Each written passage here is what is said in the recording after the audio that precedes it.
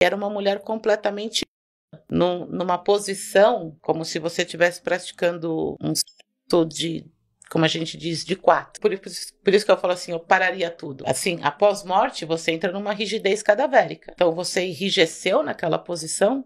Você entendeu como... Ó, chega até a arrepiar. Hoje, choca. Hoje eu falaria, o que está acontecendo? Porque até ela entrar naquela posição, ela passou horas naquela posição. O segundo toque bizarro do caso. Ela não estava num estado avançado de putrefação, mas o cheiro era de um corpo em avançado estado de putrefação. Isso fez com que os policiais, ali naquele momento, começassem a abrir um círculo e acharam outro corpo. Nossa. Num estado avançadíssimo de putrefação. Era tão avançado que você não tinha como identificar se era um homem ou uma mulher, a cor da cutis. Não dava para identificar. Tamanho era a putrefação. Mas dava para você ver que tinha uma calcinha sutiã. Então, te sugeria que era outra mulher no mesmo sítio. Quem encontrou esse primeiro corpo? Quem contatou a polícia?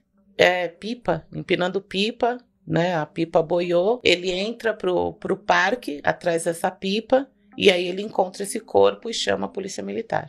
Aí a polícia militar, o delegado da área, aciona o DHPP para cuidar do caso. E a partir do primeiro encontram o segundo. A partir do primeiro encontram o segundo.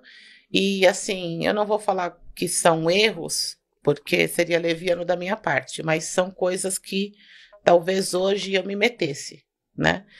Na época eu não tinha essa segurança para me meter. Então era final de tarde, estava quase anoitecendo, e você está diante de um local atípico. Foi notado que era um local atípico. Eu não notei, né? Para mim era 2 corpos, não tá batendo. E eu tinha 23 anos, acho que eu também era imatura. Nova.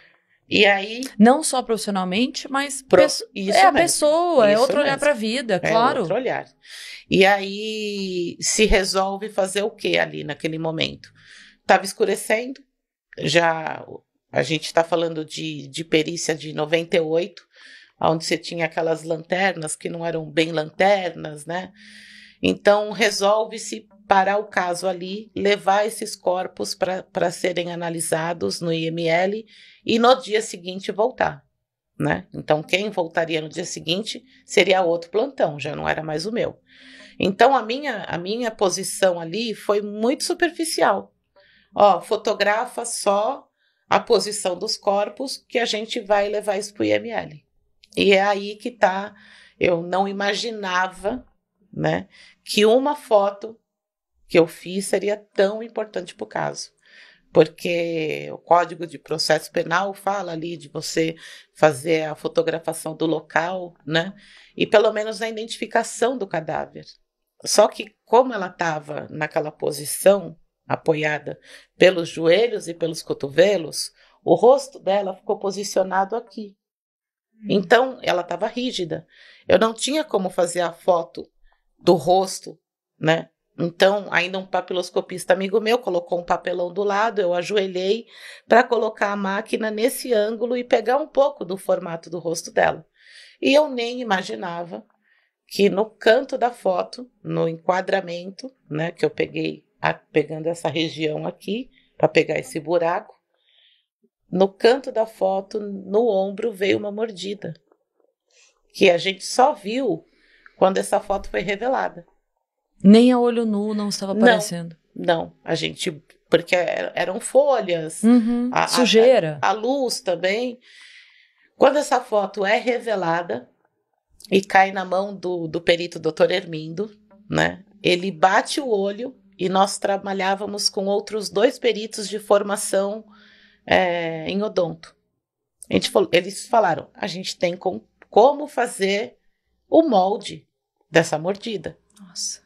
E fazer a comparação, né? Nossa. Eu nem imaginava que uma única foto ia ser tão importante depois no caso. Né? E as vítimas tinham mordidas em várias partes do corpo, né? A Selma, ela é a primeira vítima conhecida do caso. Ela não é a primeira vítima dele, né? Então, você tem aí Isadora Frankel, que ficou bem famosa nesse caso, porque ele já tinha passado no DHPP. O maníaco do parque, meses antes de estourar o caso, ele havia sido investigado no DHPP. Por quê? Porque Isadora Frankel era uma vítima desaparecida, o pai procura o Departamento de Homicídio e Proteção à Pessoa, lá tem uma delegacia de pessoas desaparecidas. A delegacia de pessoas desaparecidas começa a investigar o caso.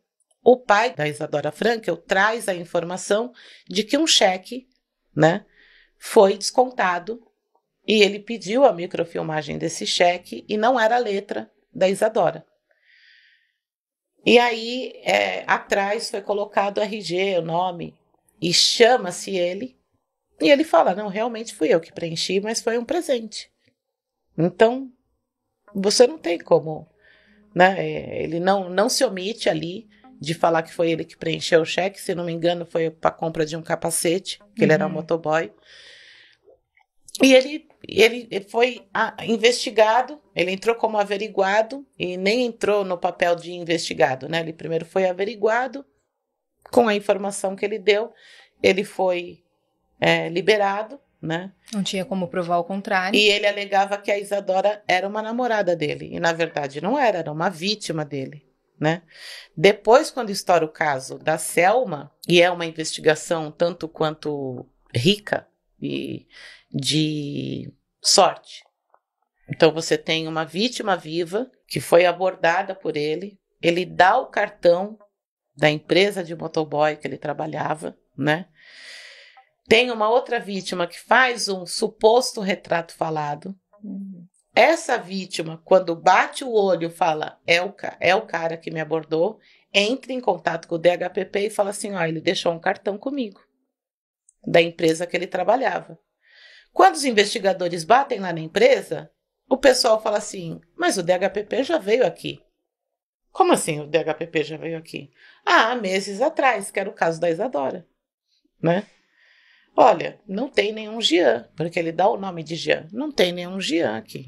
A única pessoa que, assim, pelo que você está me falando, é o Francisco, mas ele, inclusive, foi embora, deixou um bilhete com o jornal, com um retrato falado, que parece ele, e ele foi embora, ele pediu demissão, né? E aí você voltou a estaca zero. Dias depois, o dono dessa empresa entra em contato novamente com o DHPP, com o Dr. Serginho, Dr. Sérgio Luiz. Fala, olha, tô com o vaso sanitário aqui entupido. Aí o doutor ainda falou, tá, e o que eu tenho a ver com isso, né?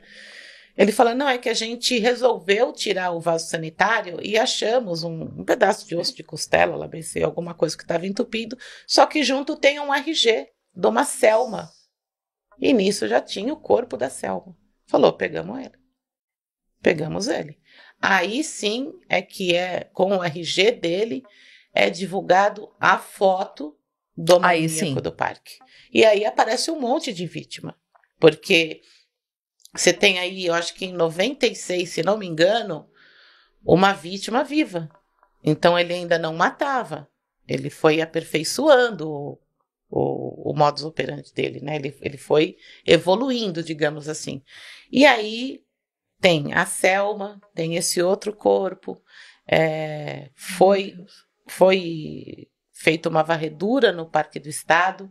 Não foi encontrado outros corpos a princípio, e quando pega ele, que ele fugiu para o Rio Grande do Sul, aí ele confessa, fala onde estão os corpos, inclusive fala onde está a ossada da Isadora Frankel. Ele leva a polícia. Leva a polícia. Tem pessoas que falam que ele tinha uma lábia convincente. A pessoa que fala assim, poxa, vou me dar bem. Ela é a vítima perfeita.